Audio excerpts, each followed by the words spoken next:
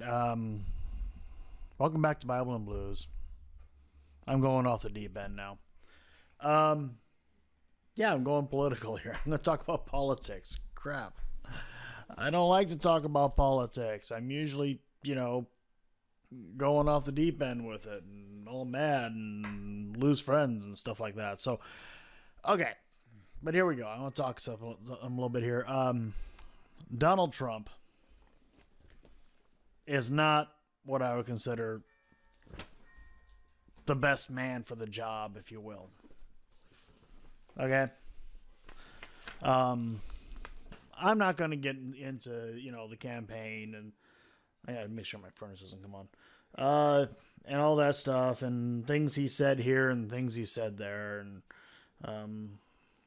And yeah, I mean, there's people debating, his whole, his executive orders he's putting out there. All kinds of people doing that. I'm not here for that. There's just too much involved in that. I don't have time to spend reading all that information. I have, a family, a 40-hour-a-week job. If this turns into something where I can stay home and just do YouTube videos, okay, I'll spend all that time researching. Not going to do it. But what I do know a little bit about, not a lot, but a little bit about, I know a little bit about what the Bible says about these kind of situations. And, there we go. So, what does it say? Because, I mean, this is Bible and Blues. We're going to dig into it a little bit here.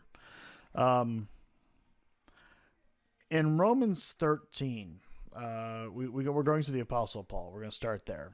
Some hard words on here.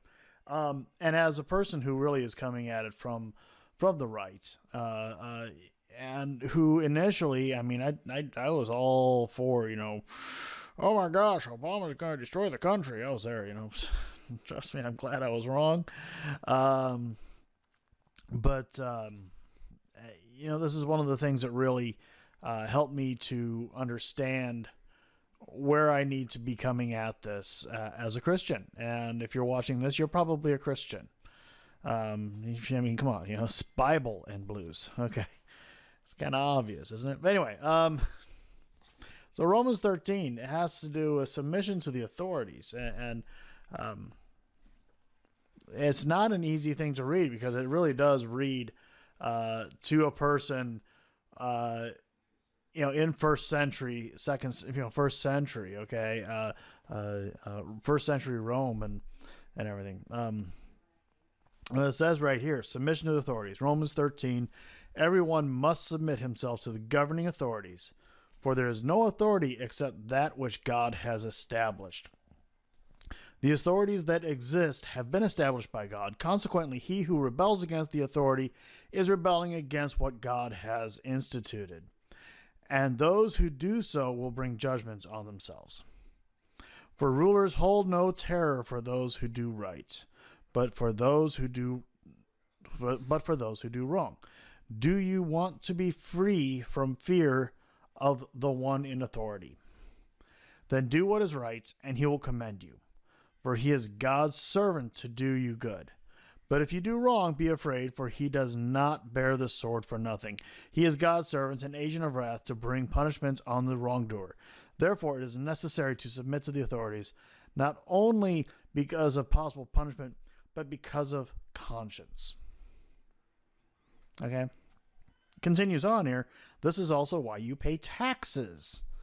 For the authorities are God's servants who give their full time to governing. Give everyone what you owe him. If you owe taxes, pay taxes. If revenue, then revenue. If respect, then respect. If honor, then honor. Okay. This is hard, and it's hard for multiple reasons. It's hard from the perspective of, but what abouts, okay? And right now we're in a what about Trump, okay? And we're going to be doing this, I know, for at least 4 years. We're going to be listening to this. And I posted something on Facebook tonight, and it's gotten a little bit of attention, but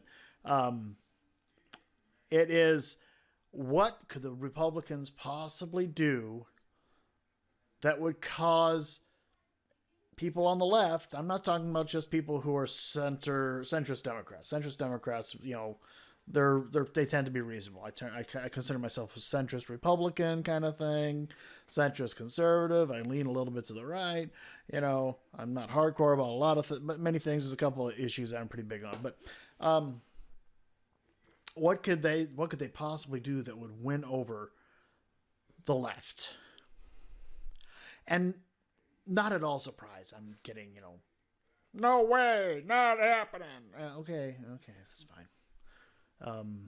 I expected that because I actually heard the same thing from the people to the far right about President Obama. Okay, but this passage right here was one of the things that really got me kind of thinking about, what should I be doing as a Christian with where we're at, and you can discuss, how this relates to Hitler. Okay. And it's really difficult. It's a really difficult passage to relate it to somebody like Hitler, or to even to Caesar, or to Caligula, Nero. Okay. I mean, the bad leaders have abounded for, generations, through the centuries. And if you want to label Trump in there with that, whatever. I don't really care. This isn't about, supporting Trump or putting him down or talking about his executive orders or anything like that. This is about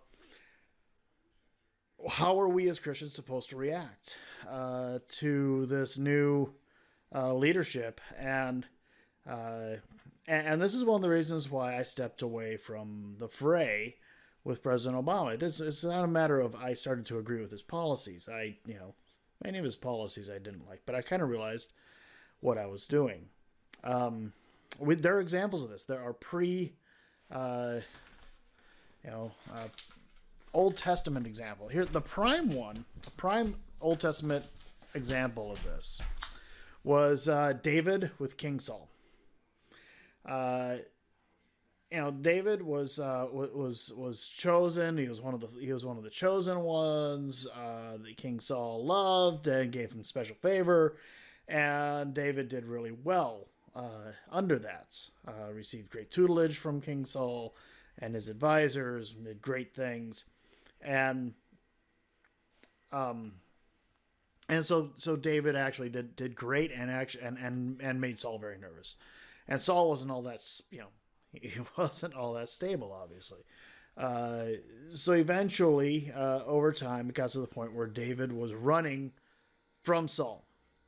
And so, and Saul was trying to find him. Saul was going to kill him. That was his goal, was to find him, to kill him, because he was more popular among the people than King Saul was, and he just couldn't have that. Okay, so at one point in time, David is hiding in a cave, and Saul is right hot on his heels, and they're in a camp. They're encamped not far at all from it, and I'll read it right here. I'm going to read this passage right here. David spares Saul's life right here. This is 1 Samuel chapter 24. We'll start at the very beginning of it, verse 1. After Saul returned from pursuing the Philistines, he was told, David is in the desert of En-Gedi. So Saul took 3,000 chosen men from all Israel and set out to look for David and his men near the crags of the wild goats. He came to the sheep pens along the way. A cave was there. Saul went in to relieve himself. David and his men were far back in the cave. They were in the same cave. The men said, This is the day the Lord spoke of what he said to you. I will give your enemy into your hands for you to deal with as you wish. Then David crept up unnoticed and cut off a corner of Saul's robe. That's pretty impressive. The guy's in there relieving himself, and David manages to cut a corner of his robe. Afterward, David was conscience-stricken for having cut off a corner of his robe. So he's embarrassed that he did this. He said to his men, "The Lord forbid that I should do such a thing to my master, the Lord's anointed, or lift my hand against him, for he is the anointed of the Lord." With these words, David rebuked his men and did not allow them to attack Saul. And Saul left the cave and went on his way. Then David went out of the cave and called out to Saul, "My lord the king." When Saul looked behind him, David bowed down and prostrated himself, his face to the ground. He said to Saul, "Why do you listen when men say David is bent on harming you? This day you have seen with your own eyes how the Lord delivered you into my hands in the cave. Some urged me to kill you, but I spared you. I said, I will not lift my hand against my master, because he is the Lord's anointed. See, my father, look at this piece of your robe in my hand. I cut off the corner of your robe, but did not kill you. Now understand and recognize that I am not guilty of wrongdoing or rebellion. I have not wronged you, but you are hunting me down to take my life. May the Lord judge between you and me. May the Lord avenge the wrongs you have done to me, but my hand will not touch you. As the saying goes, from evildoers come evil deeds, so my hand will not touch you. This is crazy. I mean, this is not what... I mean, his own people at that time didn't think this made any sense. But this is how God expects us to treat the people in authority over us. Whether it's your boss, maybe you have a boss at work that sucks. Okay? Maybe you have, maybe you're, whatever it might be. I mean, somebody in authority that you don't like. How are you supposed to react to this? I have too many cords underneath my feet here. Too much guitar playing. It's a good thing. So these are tough questions. They're tough answers, and this doesn't give you exactly everything you need to do. But this is a point in fact of, how are we supposed to act on this? And, I came to the realization that I'm not supposed to sit there and just talk bad about him all the time. Okay, I'm not supposed. I mean, there is a difference. I mean, there's respecting him and listening to him and doing what you're told, and then knowing that it might be the wrong thing still. Okay, for a period of time, I was in the military. I was in the Air Force. Okay, and you were told if your colonel or whoever, if your sergeant tells you to go wash his car, you go wash his car. He's not supposed to tell you to go wash his car, his personal vehicle. He's not supposed to tell you to do that. But if he does, you go do it. Then you report it later. You report the abuse of power. But the concept being that you do what you're told. And in this case, I mean, we're in a situation where it's a very hotly contested presidency. And, I backed away from everything to do with President Obama and learned to respect him. And it took effort on my part at first because I was so ensconced in my position against him that I had to focus on it. I had to find the positives, and they're there. And the positives of President Trump are there. They may be, difficult to see sometimes. You may not agree with the policy that he's instilling. But it's as a Christian, if you're not a Christian, I'm going to tell you right now, these things don't hold to you. Okay? These are not, these are things that we as Christians need to wrestle with. And trying to live our lives as we feel that God wants us to, and glean our knowledge from here. And this is something that's very important. I mean, how do we respond to this? How do we respond to submitting to the governing authorities? And President Trump is the governing authority. And you may not like anything about the man. And I know some people that are exactly like that. They do not like anything about him. They think he is the worst thing that could possibly have come about. But there he is. He's there. You're not going to impeach him. Sorry. Not going to happen. All right. So, anyway, that's my little rant. Y'all have a good night. God bless. And I'm actually starting to get back into my Galatians. And when was the last time I did that? It's been months since I did that. I'm only on chapter 5. And I've been highlighting tonight. And I was going to do that. And then I got involved in something else. Got distracted. Thank you. So anyway, good night. And have a great night. We'll talk to you later. Bye.